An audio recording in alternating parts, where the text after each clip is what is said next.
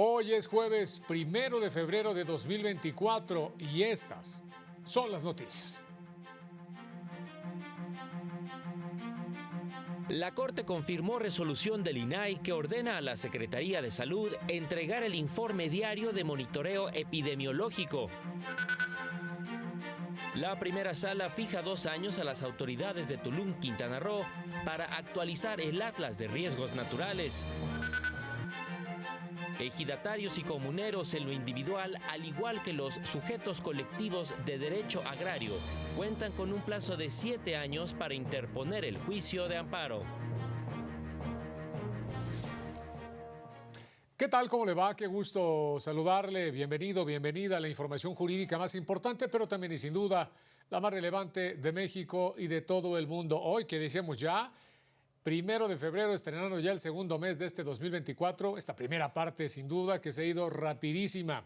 Además, en una tarde nublada donde no se descarta incluso posibilidad de lluvia derivado de estos frentes fríos que todavía siguen permaneciendo en la República Mexicana. Soy Oscar González y a nombre de todo este equipo de trabajo le damos la más cordial bienvenida y saludamos también a mi compañera Nidia Díaz en la interpretación de lengua de señas mexicana. Nidia, muy buenas tardes. Vámonos con toda la información, ahora directamente con el reporte de mi compañero Mario López, quien tiene ya todo lo ocurrido desde el edificio sede de la Suprema Corte sobre lo que resolvieron esta tarde las y los ministros en la sesión del Pleno. Mario, muy buenas tardes, adelante.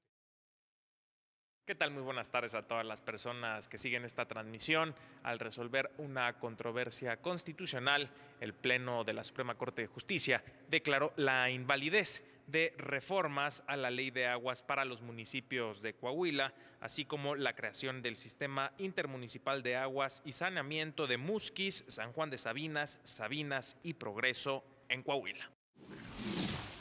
En autos no hay evidencia de que se hubiese dado la participación al municipio actor en el proceso de emisión de los decretos impugnados. Adicionalmente, en cuanto al decreto 246 relacionado con las normas que se regulan la operación del Sistema Intermunicipal de Aguas y Saneamiento Musquis, San Juan de Sabinas, Sabinas y Progreso Coahuila, se declara también una violación al artículo 17 de la Ley de Aguas para los municipios de Coahuila. Por otra parte, quedó en lista la aclaración de sentencia en la controversia constitucional en la que se fijaron las coordenadas geográficas del Cerro de los Martínez. En cuanto a diversos puntos que necesitamos estudiar, y si bien la ministra instructora tiene la atribución de retirar su proyecto en el momento que así lo estime conveniente, es conveniente precisar de frente a las comunidades afectadas por este conflicto de límites y de frente a la opinión pública que aún existen motivos relevantes para este Tribunal Constitucional para analizar y resolver sobre la aclaración a la que se le dio trámite. Finalmente, al resolver un recurso de revisión en materia de seguridad nacional, el Pleno de la Corte confirmó la resolución del INAI por la que ordenó a la Secretaría de Salud que diera información de informes diarios de monitoreo epidemiológico, informes diarios de riesgos estatales y el monitoreo de medios. Esto porque esta información está al alcance público, por lo que no pone en riesgo la seguridad nacional. Es lo que resolvió el Pleno de la Corte en la sesión de este jueves. Estamos enterados, Mario, muchas gracias. Muy buenas tardes para ti. Vámonos con más información. La primera sala de la Corte concedió la protección de la justicia federal a 2 habitantes de Tulum, esto en Quintana Roo, quienes impugnaron un fallo de un juzgado de distrito que no les reconoció el interés legítimo para poder impugnar la omisión por no actualizar el Atlas de Riesgos Naturales Municipales. La sala indicó que contaban con interés legítimo, ya que son habitantes del ayuntamiento y la falta de actualización podría afectar los servicios ambientales del ecosistema que los beneficia, afectando también su derecho a un medio ambiente sano. La sala determinó que las autoridades deben actualizar el mencionado Atlas para que, en coordinación con la población, identifiquen los riesgos y peligros que pudieran afectarles y a partir de ello tomar decisiones para prevenir y reducir los daños y las pérdidas materiales, económicas y humanas causadas por fenómenos naturales o humanos, debido a que el entorno ha cambiado por la migración de personas extranjeras, el cambio en el mercado inmobiliario, la pandemia de COVID-19, la construcción del Tren Maya y el aeropuerto de Tulum. Es evidente que la autoridad incumplió con su obligación de actualizar el Atlas, afectando su derecho a un medio ambiente sano, lo que impacta a otros derechos como la salud, a una vivienda digna, al agua, al patrimonio cultural, entre otros, ya que no se adoptaron las medidas necesarias para evitar una catástrofe ambiental y disminuir sus repercusiones. Por ello, fijó un plazo de 2 años a las autoridades para que se actualicen precisamente en el Atlas de Riesgos y una vez realizado lo sometan a la consideración del Centro Nacional de Prevención de Desastres, autoridad encargada justamente de supervisar dicha actualización. Al igual que los núcleos de población ejidal o comunal, los sujetos individuales con derechos agrarios cuentan con un plazo de 7 años para promover el juicio de amparo. Así lo determinó la segunda sala de la Corte. Recordó que la ley de amparo fija un plazo genérico de 15 días para interponer este recurso, pero contempla la excepción de 7 años para que los sujetos colectivos de derechos agrarios puedan reclamar actos que los priven total o parcialmente, de forma temporal o definitiva, de la propiedad, posesión o disfrute de sus derechos. Si bien esta excepción no contempla a los posesionarios de tierras ejidales o comunales, la Corte a lo largo de la historia ha ampliado la protección del amparo en materia agraria para abarcar no solo a los sujetos colectivos, sino también a los ejidatarios y comuneros en lo individual, puesto que se encuentran regulados y protegidos por el mismo espectro normativo, en el que evolutivamente se ha ubicado a todos los sujetos del derecho agrario.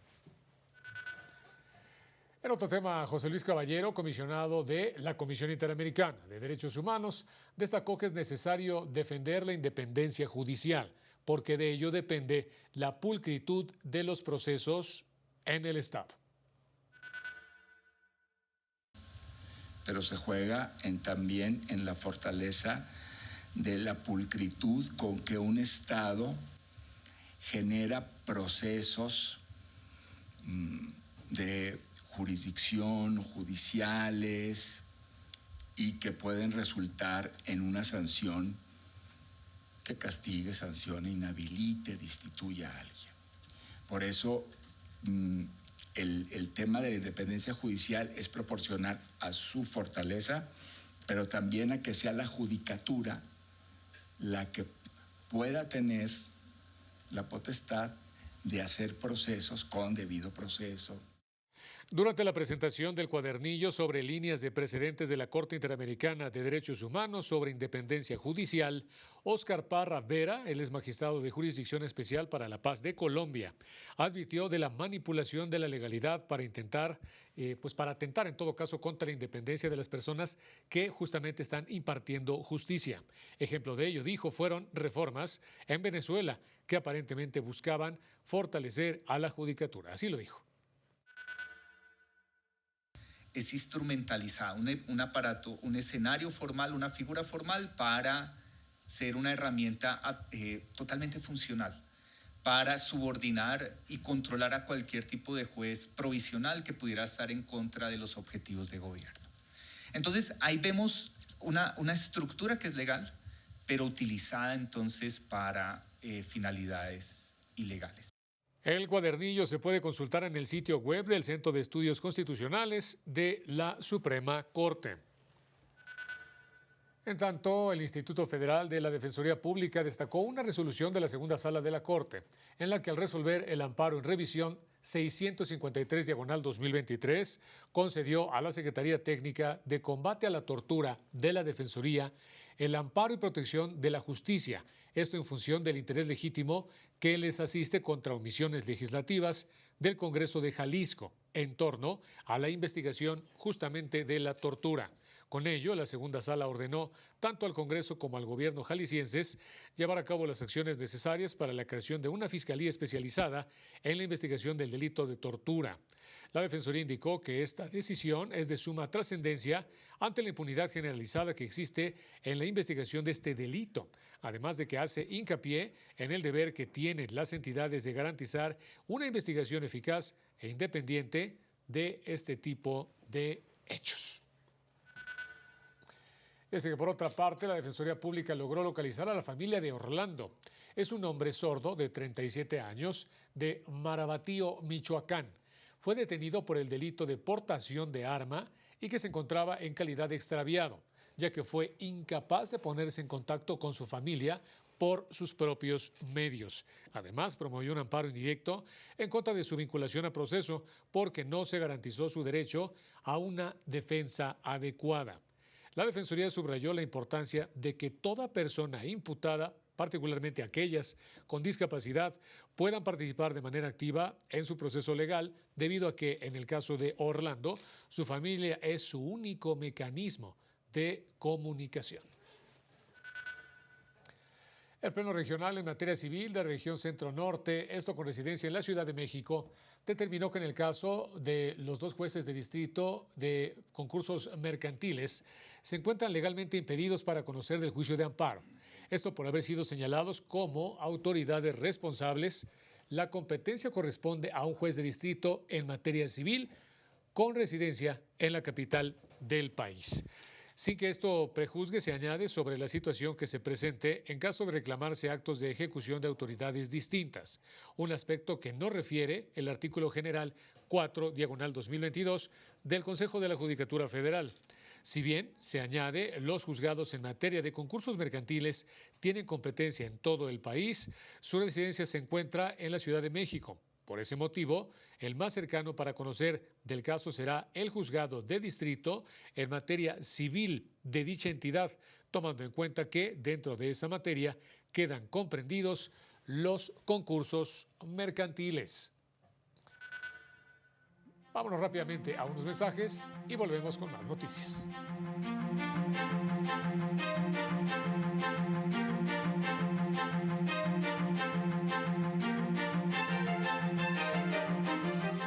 Al regresar, confirman acuerdo que autoriza la coalición Fuerza y Corazón por México.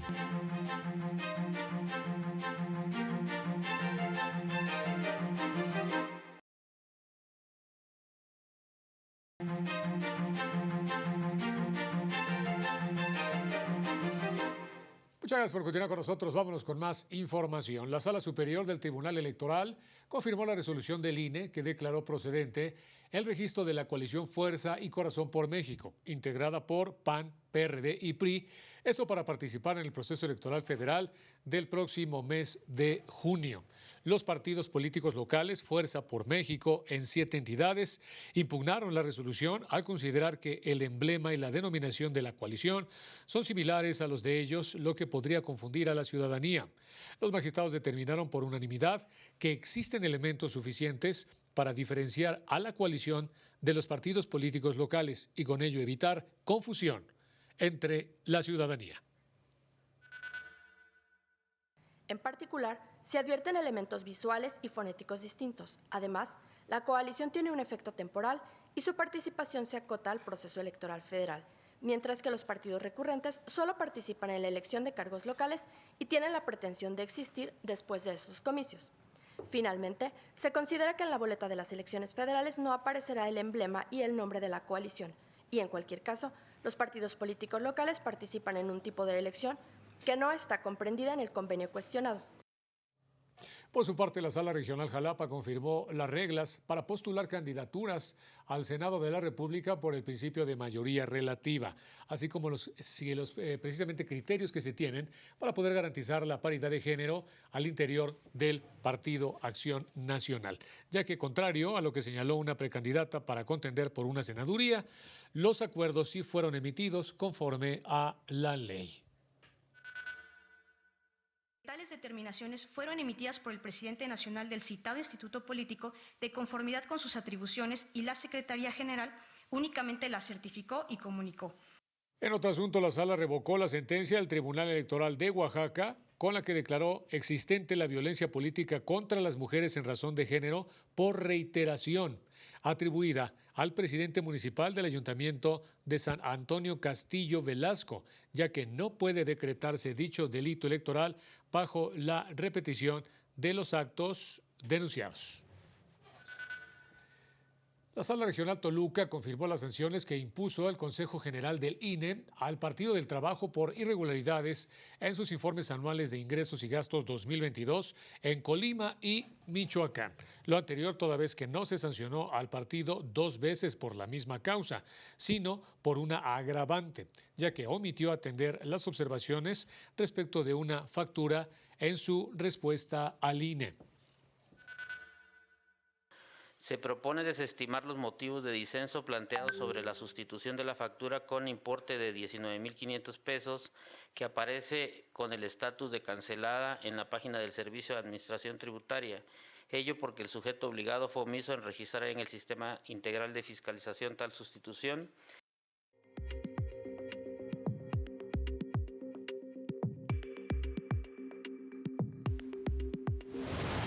En Jalisco concluyó la capacitación sobre justicia penal para adolescentes a 1.564 elementos de 124 dependencias del Ejército, Guardia Nacional, policías, juzgados y el DIF.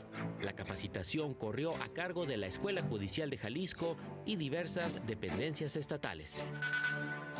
Se levantó el bloqueo a las instalaciones del Poder Judicial de Acapulco Guerrero, luego de que el Poder Judicial del Estado y el Sindicato de Trabajadores lograran un acuerdo para reanudar las actividades jurisdiccionales. Los juzgados de oralidad familiar de Mérida, Yucatán, se integraron al sistema de atención de requerimientos de autoridad, lo que agilizará los tiempos de respuesta sobre la situación financiera de los obligados alimentarios, que pasará de varios meses a un máximo de 15 días hábiles. 196 servidoras y servidores judiciales de Chiapas participan en la capacitación sobre justicia digital a la luz del Código Nacional de Procedimientos Civiles y Familiares para fortalecer los procesos en la materia. Para el canal del Poder Judicial de la Federación, Jesús Daza. Informarle que un juez de control federal con residencia en el reclusorio norte ordenó la libertad inmediata de Juan N., al dejar sin efectos las acusaciones por los delitos de lavado de dinero y delincuencia organizada relacionados con Caja Libertad. La decisión se adoptó al promover su defensa un incidente de sobreseimiento, tomando en cuenta el fallo de un tribunal federal de apelación que absolvió al coacusado, en este caso José Antonio N. Se encuentra en prisión domiciliaria desde diciembre pasado debido a su estado de salud y tiene pendiente una causa penal más por defraudación fiscal. Y de acuerdo con el informe Tendencias Globales de la Agencia de la ONU para los Refugiados, en 2020 hubo más de 40 millones de personas desplazadas. Esto debido a conflictos y violencia en los lugares donde residen o sus lugares de origen. El fenómeno del desplazamiento interno y la manera de atenderlo jurídicamente se expone en el manual que elaboró la Suprema Corte, en conjunto con ACNUR y la Cruz Roja Internacional, con el que personas juzgadoras podrán adoptar medidas para proteger los derechos de estas personas desplazadas, así como identificar, prevenir y eliminar los obstáculos que limitan su acceso a la justicia. Puede descargarlo de manera gratuita en el sitio de la Escuela Federal de Formación Judicial. Recordarle que nos siga a las 19:30 horas en nuestro avance informativo y a las 20:30 el noticiario nocturno. Muchas gracias, muy buenas tardes, muy buen provecho. Soy Oscar González.